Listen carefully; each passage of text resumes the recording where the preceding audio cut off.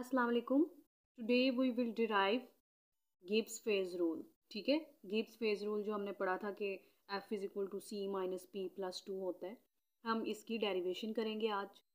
तो इसके लिए हम एक चीज़ कहते हैं कि एक हेट्रोजीनियस सिस्टम है हमारे पास। ठीक है, जिसमें कंपोनेंट हैं सी कंपोनेंट्स हैं, C1 से लेकर C2 and up to C तक सी कंपोनेंट्स हैं। फेजेस हम कहते हैं कि इसमें पी फेजेस हैं। ये सब कुछ हमने अज्यूम किया है कि अगर पी फेजेस हैं P1 से लेकर पी तक। ठीक है, पी फेजेस और सी कंपोनेंट्स हो गए। तो डिग्री ऑफ फ्रीडम उसको हम कैसे कैलकुलेट करेंगे? बेसिकली गिब्स फेज रूल में डिग्री ऑफ फ्रीडम को ही कैलकुलेट करना है ना। तो डिग्री ऑफ फ्रीडम को कैलकुलेट करने के लिए आपने दो चीज़ों को आपस में माइनस करना है। टोटल नंबर ऑफ वेरिएबल्स को आपने माइनस करना है किसमें से? Number of variable defined by the system because of being equilibrium. देखे ना, हमने जैसा कि ऊपर कल मैंने आपको पढ़ाया था कि डिग्री ऑफ फ्रीडम है जो, उसमें हमने लीस्ट नंबर ऑफ वेरिएबल्स को बताना होता है ना किसी भी सिस्टम को डिफाइन करने के लिए। लीस्ट नंबर ऑफ वेरिएबल होते तो हमारे पास टोटल नंबर ऑफ वेरिएबल हैं, लेकिन उस टोटल में से हमने लीस्ट नंबर ऑफ वेरिएबल्स बताए थे। जैसे ये इसमें P V is equal to R T है, इसमें पी भी वेरिएबल है, वी भी वेरिएबल है, टी भी वेरिएबल है। तो आपने तीनों को तो नहीं था ना बताया, इसमें आपने कहा था डिग्री ऑफ फ्रीडम 2 है। तो इसीलिए इस इधर भी हम क्या करेंगे कि जो टोटल नंबर ऑफ़ वेरिएबल्स है पहले उनको कैलकुलेट करेंगे कि वो कितने हैं, फिर उसमें से वो नंबर ऑफ़ वेरिएबल्स जो कोई सिस्टम किसी सिस्टम को डिफाइन करने के लिए मिनिमम चाहिए होते हैं। ठीक है, जब वो इक्विलिब्रियम में होता है, इन दोनों को आपस में माइनस करेंगे। या आप इसको ये भी कह सकते हैं कि नंबर ऑफ़ इक्वेशन। ठीक है, इसके लिए आप दूसरा वर्ड ये भी यूज़ कर सकते हैं कि टोटल नंबर ऑफ़ वेरिएबल्स में से नंबर ऑफ़ इक्वेशन को माइनस करना। अब टोटल नंबर ऑफ़ वेरिएबल्स क्या है, नंबर ऑफ़ इक्वेशन क्या है, ये हम अभी निकाल लेते हैं। फॉर एग्ज़ाम्पल जैसा कि एक सिंपल सा एक रूल होता है मैथ में कि अगर आप ये देखें x प्लस वाई प्लस जी। ठीक है, ये एक इक्वेशन है मैथ की। ठीक है, ऐसे होती हैं उसमें बहुत ज़्यादा।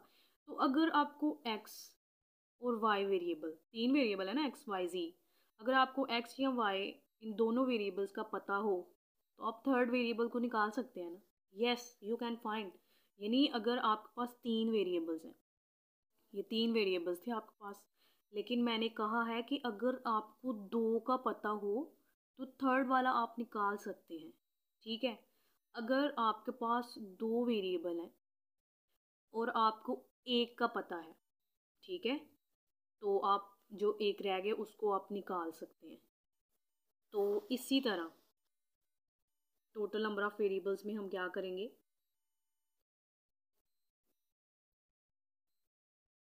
कि अगर आपके पास एक फेज़ है, ठीक है, उसमें आपके पास दो कंपोनेंट्स हैं, तो अगर आपको एक का पता है तो जो एक रह गए उसको आप निकाल सकेंगे। ठीक है, क्योंकि मैं इस इक्वेशन में एक्सप्लेन कर चुकी हूँ कि जितने वेरिएबल्स हैं उसमें से अगर आप एक कम कर देंगे ना, देखिए ना, तीन का आपको तीन वेरिएबल्स आपके पास, उसमें से आपको दो पता है तो एक आप निकाल सकते हैं इक्वेशन के थ्रू, मतलब इक्वेशन के थ्रू सॉल्व करके। इसी तरह अगर आपके पास पी फेजेस है, पी फेज़ है, एक फेज़ की बात कर रही हूँ। ठीक है, तो उसमें अगर सी कंपोनेंट्स हैं, सी कंपोनेंट्स हमने सपोज किए थे ना, लेकिन क्या आपको सी कंपोनेंट्स का ही पता होना चाहिए? नो, अगर आपको सी माइनस वन कंपोनेंट का पता है, किसका? सी माइनस वन कंपोनेंट का पता है, तो जो एक कंपोनेंट रह गया, ये देखिए ये टोटल कंपोनेंट थे ना, लेकिन आपको टोटल का नहीं पता होना चाहिए, आपको सिर्फ सी माइनस वन का पता होना चाहिए। एक जो माइनस किया है, मतलब जो एक रह गया है, वो आप इक्वेशन के थ्रू निकाल सकते हैं। आई होप मेरी बात को आप फॉलो कर रहे हैं। ज़रा इसको दोबारा से आप मेरी थोड़ी सी वीडियो पीछे करके आप दोबारा से सुने, आपको बिल्कुल समझ आ जाएगी। ठीक है, जो मैंने मैथमेटिकल वाली ये एग्जांपल दी है ना, इसके थ्रू मैं यही बता रही हूँ कि अगर आपके पास सी कंपोनेंट्स हैं तो आपको सी का पता होना ज़रूरी नहीं है, आपको सिर्फ सी माइनस वन का पता होगा ना, तो जो एक रह गया ना वो आप इक्वेशन के थ्रू निकाल सकेंगे। ये था एक फेज़ के लिए, लेकिन आपके पास हैं पी फेजेस। तो अगर आपके पास पी फेजेस हों तो फिर ये क्या बन जाएगा, ऐसे P is equal to C minus 1 for P phases, ये एक फेज के लिए था, ठीक है, C-1। अगर पी फेजेस हैं तो उसमें आपको C-1 की कंसंट्रेशन का पता होना चाहिए, ठीक है। इसके अलावा आपको प्रेशर का भी पता होना चाहिए और टेम्परेचर का भी पता होना चाहिए। तो प्रेशर और टेम्परेचर को अलग-अलग मेंशन करने के लिए हम क्या करते हैं, इसके लिए भी +1 करते हैं और इसके लिए भी +1 करते हैं। तो 1 और 1 2, ओके। तो ये 2 यहाँ से आता है जो इक्वेशन में आता है कि इसमें आप प्रेशर को भी ले रहे होते हैं और टेम्परेचर को भी ले रहे होते हैं। तो बेसिकली ये क्या बन गया हमारे पास, पी C-1 और +2, इसको आप कह लें इक्वेशन नंबर 1, ठीक है। अब एक हमारे पास होती है गिब्स मोलर फ्री एनर्जी, या आप उसको केमिकल पोटेंशियल भी कह सकते हैं। तो जब इक्विलिब्रियम की कंडीशन होती है ना, तो फॉर एग्जांपल मेरे पास अगर 3 फेजेस हैं, कितनी फेजेस हैं, 3 फेजेस हैं। एक फेज़ का केमिकल पोटेंशियल मैं कहती हूँ PA है, एक का मैं कहती हूँ B है, एक का मैं कहती हूँ केमिकल पोटेंशियल C है, ठीक है।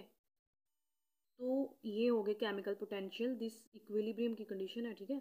इक्विलिब्रियम की कंडीशन पे सब कुछ हो रहा है। लेकिन अगर इसमें से, इसको मैं ऐसे भी तो लिख सकती हूँ ना, इसका यही मतलब है ना कि A और B आपस में इक्वल है और B और C आपस में इक्वल है। इस चीज़ का ये मतलब है ना, यानी कि ये 3 फेजेस तो हैं, ठीक है। और इस 3 फेज के मोलल फ्री एनर्जी या केमिकल पोटेंशियल को एक्सप्लेन करने के लिए आपको सिर्फ 2 इक्वेशन की ज़रूरत पड़ेगी। कितनी इक्वेशन की ज़रूरत पड़ेगी, 2 इक्वेशन की।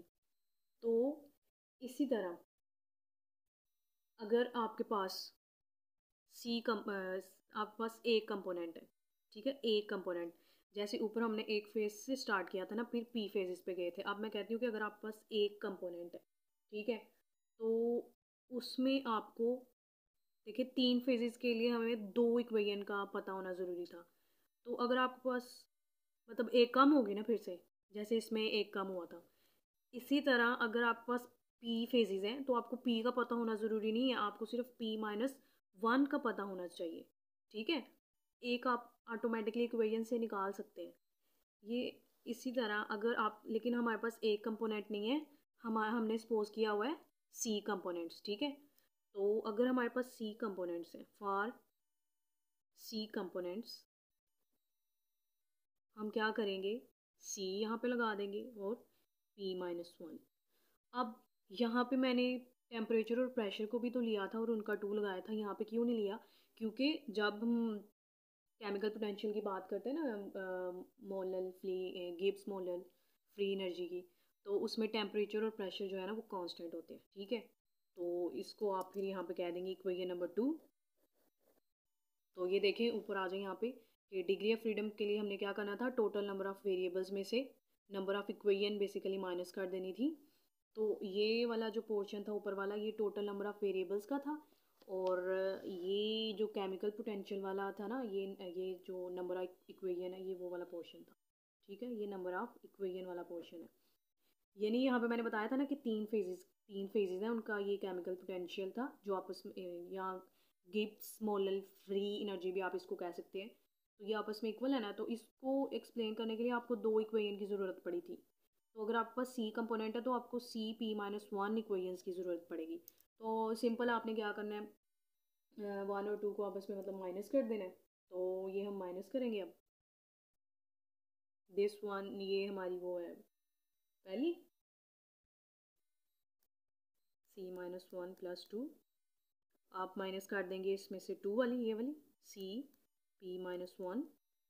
तो ये क्या होगा, पहले ये मल्टीप्लाई होगा PC, ये यहाँ पर डिग्री ऑफ फ्रीडम कैलकुलेट हो रही है, PC P-1 + 2 माइनस CP, ये माइनस इसको प्लस कर देगा, ठीक है, और C-1 C, इसमें से ये और ये कट हो जाएंगे, आपके पास क्या रह जाएगा, C - P + 2, तो ये हमारे पास डिग्री ऑफ फ्रीडम यानी derivation of Gibbs phase rule हो चुकी है। आई होप आपको समझ आ गया उन्हें, ठीक है। तो काइंडली कमेंट कीजिए और लाइक करें, शेयर करें और ज़्यादा से ज़्यादा लोगों के साथ शेयर करें ताकि मेरे चैनल के ज़्यादा से ज़्यादा सब्सक्राइबर हों, ठीक है। और लाइक करना मत भूलिएगा। Thank you.